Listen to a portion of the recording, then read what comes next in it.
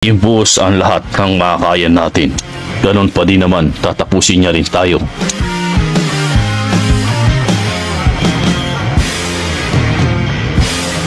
Ngayon na ang tamang oras. Hindi ko na patatagalin pa ang pagtapos sa inyo. Dahil nasasabik na akong makamtan ang mundo.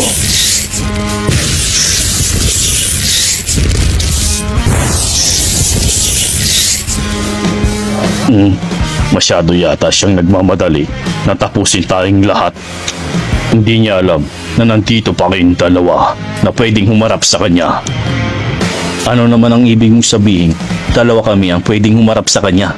Kung magkaganon, bakit hindi tayong tatlo? At bakit dalawa lang kami? Ganito pala ang pakiramdam.